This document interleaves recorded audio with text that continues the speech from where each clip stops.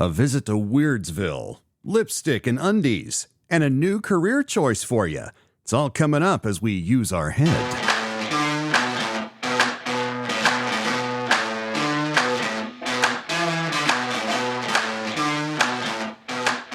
Welcome in, one and all, to the Use Your Head podcast.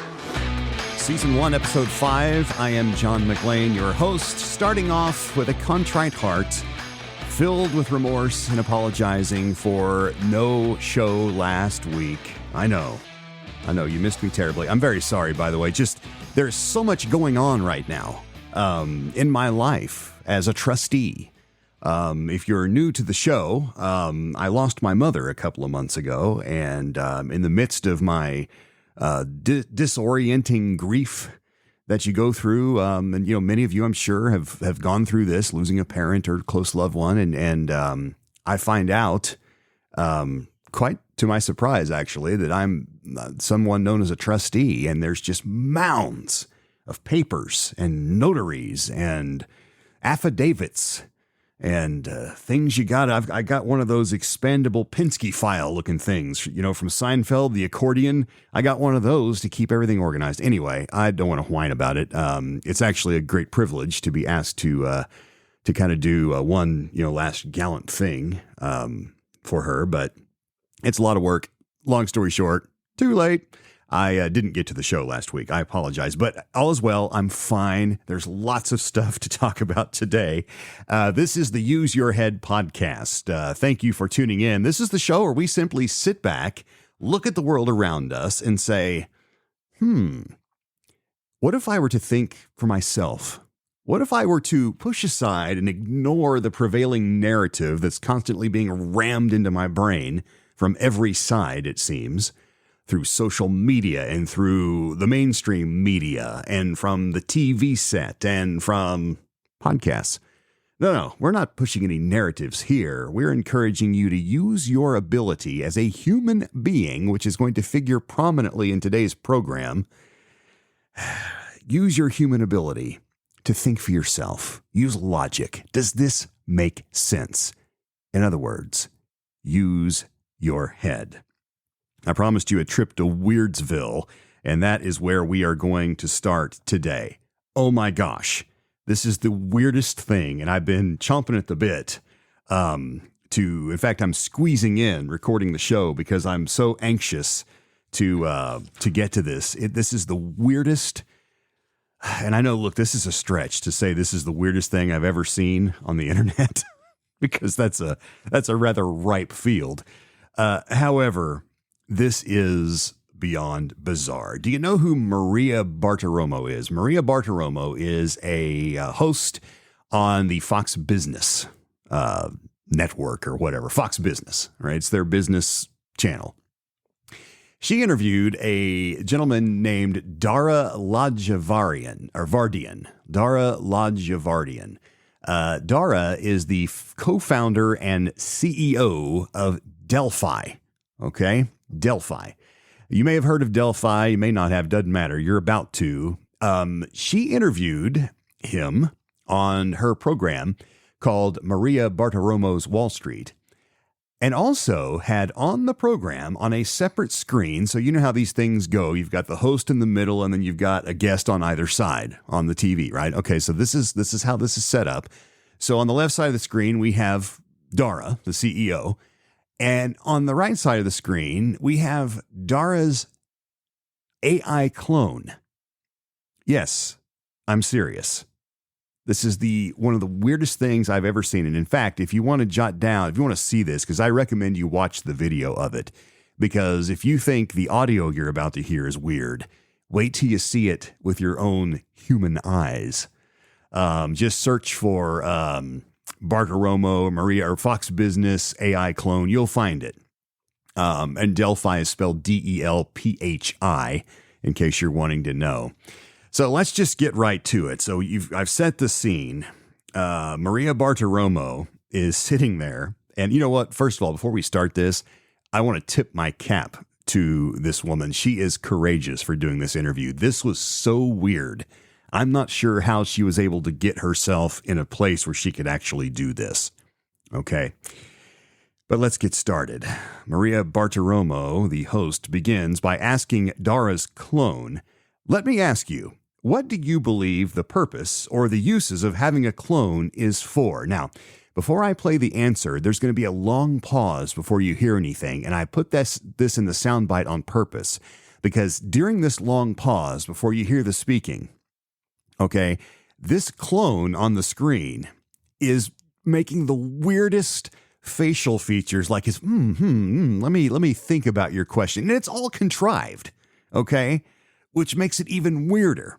So anyway, you're going to hear the pause, and that's what's happening. All right, so try to imagine that in your mind. It's just so weird. Anyway, she says, "Let me ask you, what do you believe the purpose or the uses of having a clone is for?"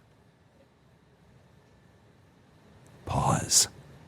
Weird. The purpose of having a clone is to scale your unique way of thinking and interacting. It allows you to share your knowledge, experiences, and personality with others in a personalized way. This can be incredibly valuable for mentoring, teaching, or even just sharing your insights with a broader audience. What aspect of cloning interests you the most? All right, so there's the answer. Now, you can hear the choppiness. This is a digital voice. It's not as good an AI voice as I've heard, for example, doing audiobooks or things like that.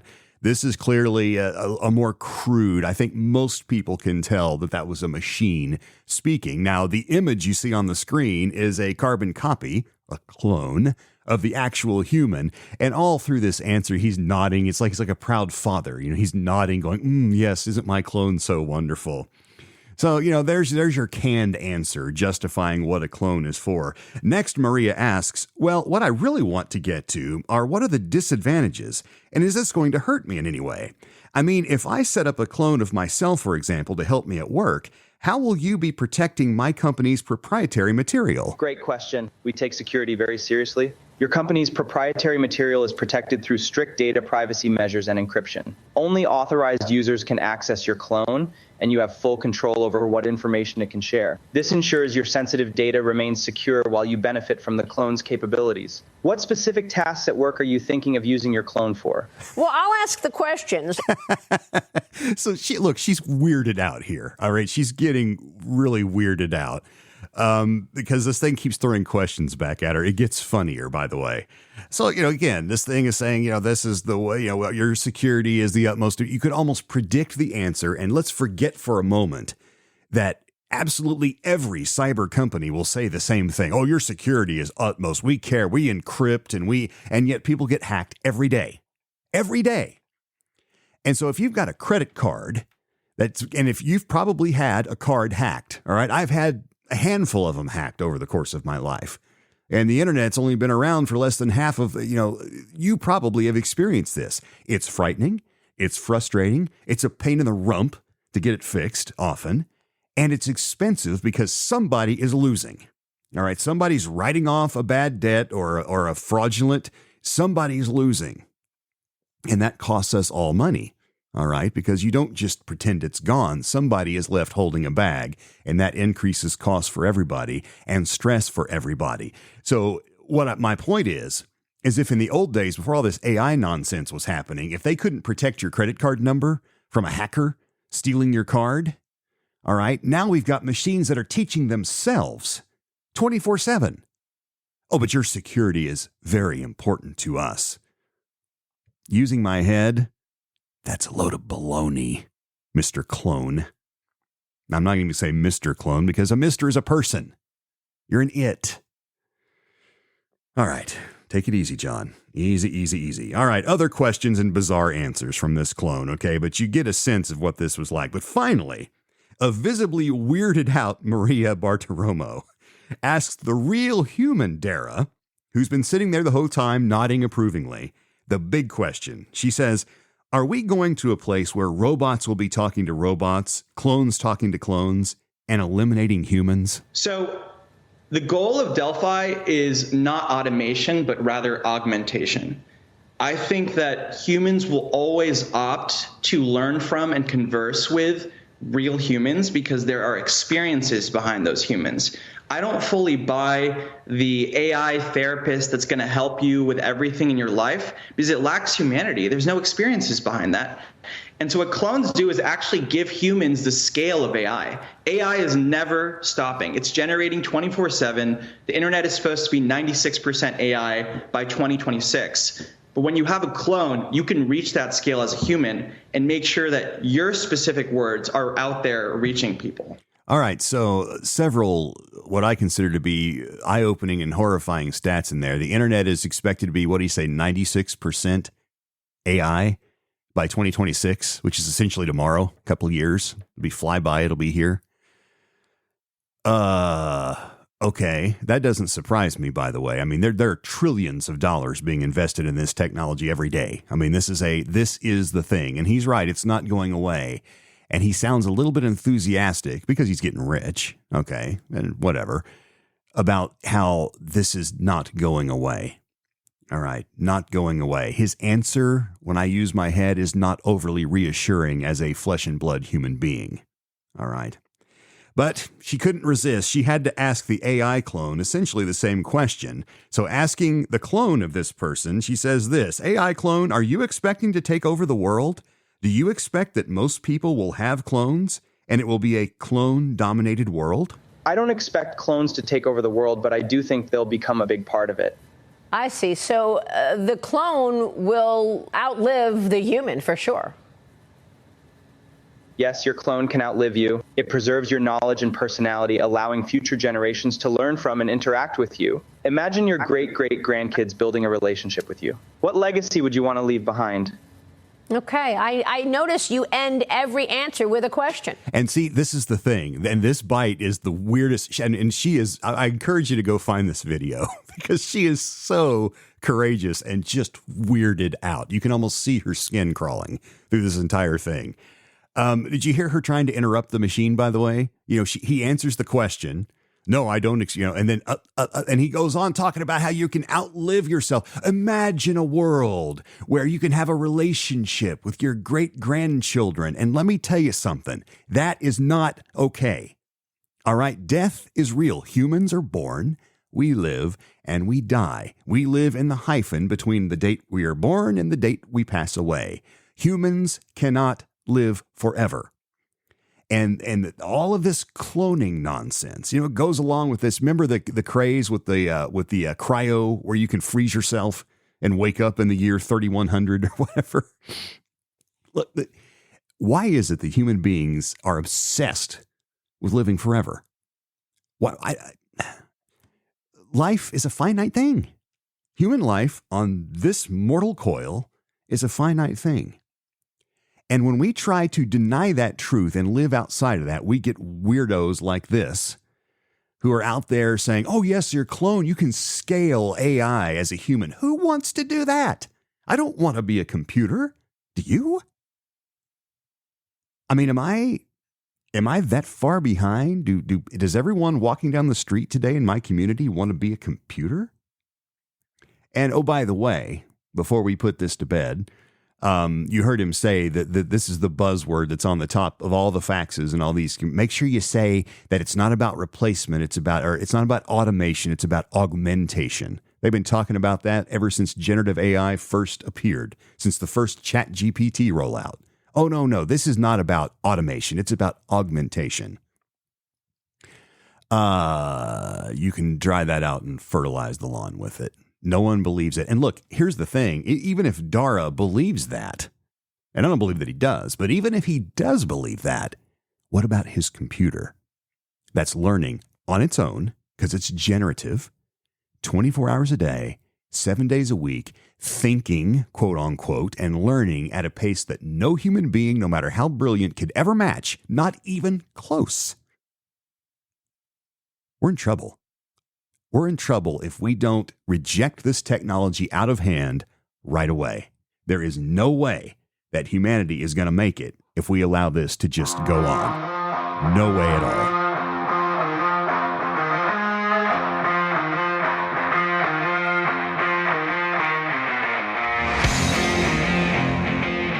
You're listening to the human-hosted podcast called Use Your Head, heard all around the world on your favorite outlet for content, whether that's Apple Podcasts or whether that's Spotify. or wherever you listen. I'm glad you're here. Thanks. I'm John. So happy to have you along. And yes, I am a human. By the way, the other thing I forgot to mention, did you notice in those sound bites, this thing doesn't breathe. The real human Dara would breathe. You know, he would say a sentence and then, he'd take a breath, kind of like I do, because I'm human. The clone didn't breathe. It doesn't eat. It doesn't feel. It's just a computer.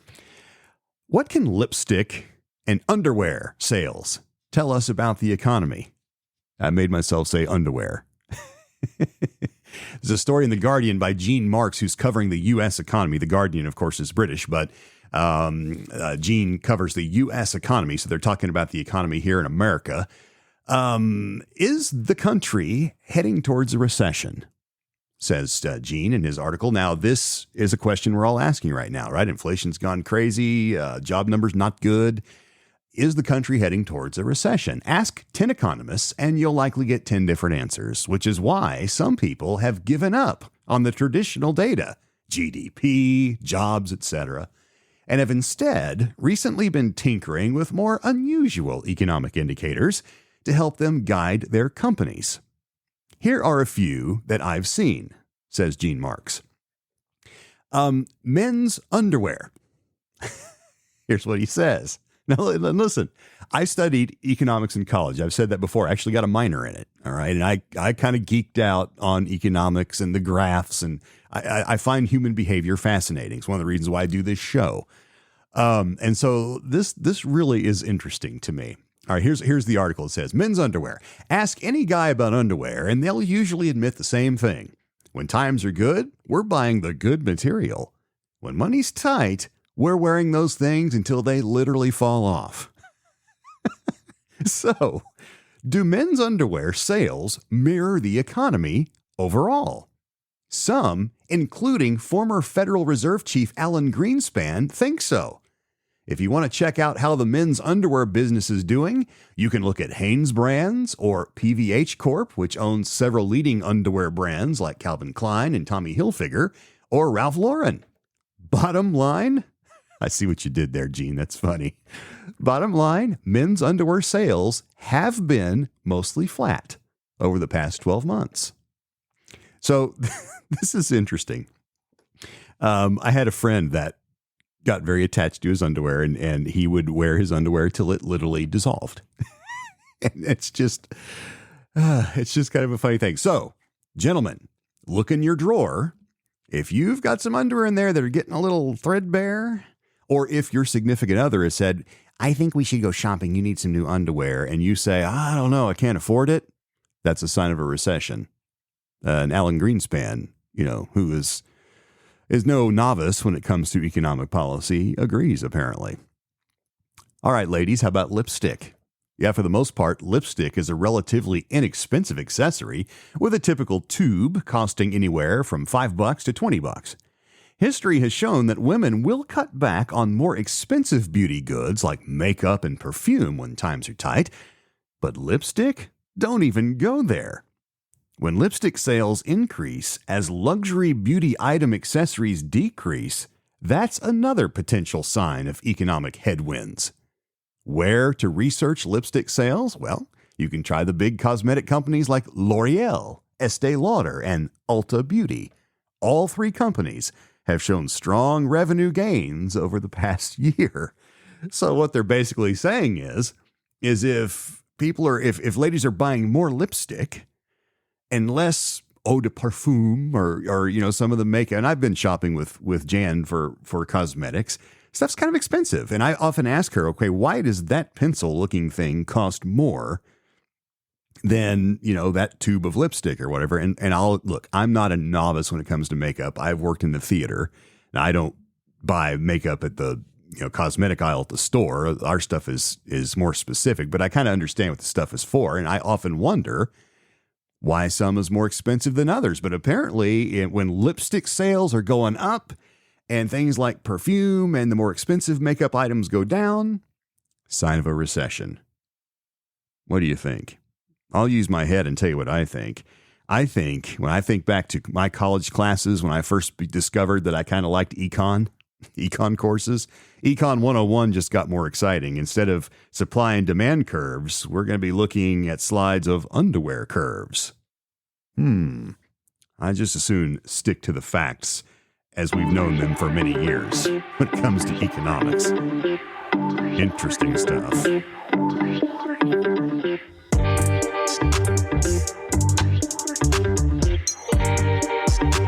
Topic number 3 on today's foray into the Use Your Head podcast. There is a new career choice out there that has not, well, maybe it has existed for a while, and I'm just now becoming aware of it. That is certainly possible. It's called cyber squatting. So if you're out there looking for a job, maybe you're getting ready to finish up your educational journey and you're looking for a job, here's an interesting idea. There's something called cyber squatting. Now, what does that mean? Well, here is what cyber squatting means, if I can get my computer screen to cooperate here. Here's what cyber squatting is. This is a story, by the way, from NPR. I'll read it anyway. By the time Vice President Harris announced Minnesota Governor Tim Walz as her running mate on Tuesday, the website harriswalz.com was already taken. In fact, it was snatched up 4 years ago, and not by either candidate, but by a potentially prescient Brooklyn-based millennial. His name, Jeremy Green Eche, E-C-H-E. I don't know how to say your name, Jeremy. I'm sorry. 36 years old, so squarely in the millennial generation. He is a trademark attorney, so he has a day job. But he also runs an online side hustle where people can buy and sell registered trademarks and domains. And as a trademark lawyer, right, he's an expert in this stuff. He's probably better known as what they would say a domain investor. See, that's the polite term for cyber squatter. But in any event, this is an interesting story. Here's what Jeremy says. He says, I also freely call myself a domain squatter or a cyber squatter, he says. It's a pejorative term, but I don't mind using it because it's still accurate. All right. A couple of times a year, he goes on a buying spree, he says, on sites like GoDaddy and Name.com, purchasing domain names for all sorts of hypothetical presidential tickets. In August 2020, for example, anticipating Harris might run again in the future, he snapped up 15 Harris-related domain names, combined with every sort of folksy white man I could think of who was big at the time. Careful, Jeremy. I kind of like this guy, if you can't tell. And there's a picture of him in this article. He just looks like the kind of guy you'd want to go have a cold one with. Anyway, he goes on. Those names, by the way, included Illinois Governor J.B. Pritzker, Pennsylvania Senator John Fetterman, Washington Governor Jay Inslee, and of course, Mr. Walz. He pays about $10 to register each domain and then renews them annually in the hopes that he might eventually strike gold. Well, he actually did back in 2016 as the owner of ClintonCain.com, when then Democratic nominee Hillary Clinton chose Virginia Senator Tim Kaine. He had also claimed ClintonBooker.com, anticipating a ticket with New Jersey Senator Cory Booker, and ClintonBiden.com, in case Joe was her running mate. He says he ultimately sold the site for $15,000 to a different anonymous buyer, which turned out to be the Trump campaign.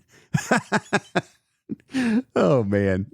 They used the website to publish anti-Clinton news during the election. This is the Clinton one that he bought. $15,000. So he bought it for $10, scores $15,000. He had hoped that the Harris's campaign would buy the site for that same $15,000 price tag, adding, adjusting for inflation, this is a pretty good deal. The Harris campaign did not immediately respond to a request for comment. Jeremy ended up selling the domain at asking price on Tuesday afternoon to a seemingly random person with no connection to either campaign, as he put it. Cyber squatting. All right, now let's talk about this. I love innovation, and I love enterprising people that come up with legal and moral ways of making money. And there's nothing wrong. Look, you can go to, GoDaddy or Name.com. There's lots of them. You can go out there and buy a domain. I've done it. I mean, I have several businesses that I run. They all have web presences, and I have to have domains for those. And there are times when I go out there and the domain that I'd really like to use is not available. Somebody else owns it. Whether they're using it or not, it doesn't matter. They own that domain name. And often these sites like GoDaddy or whatever will act as sort of a broker and say, hey, you can buy this if you want, but it's not going to cost, $10. It's now going to cost you $3,500 or $15,000, depending on how cool and how in demand.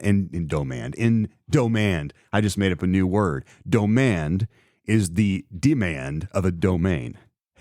Hey, I like that. All right. Anyway, demand. That I may coin that. Of course, I probably would have to pay more than $10 for it. Cyber squatting. This is interesting.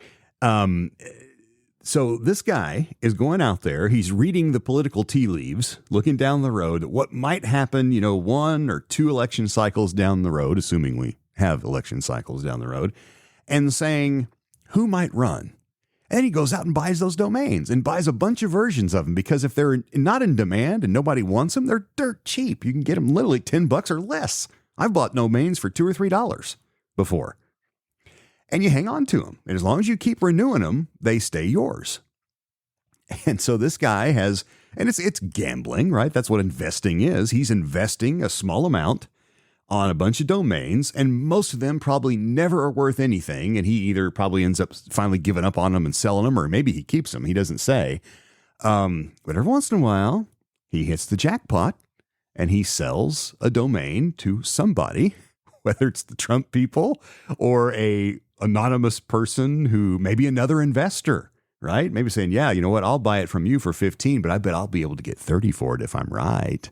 Really interesting. Cyber squatting. All you need is a credit card and an internet connection, and you, yes, you, could become the very next cyber squatting tycoon. I use my head and I think, you know what? That's enterprising. Cyber squatting. Well, I've almost taken up a half hour of your time. I hope it was worth it. Let me know what you think. useyourheadpodcast.com and John at useyourheadpodcast.com, I should say, is my email address. Let me know what you think. Give me your comments, and I thank you for your attention. I'll see you next time on the Use Your Head podcast. Until then, whatever you see, whatever you read, engage your brain and use your head, for crying out loud. Bye-bye.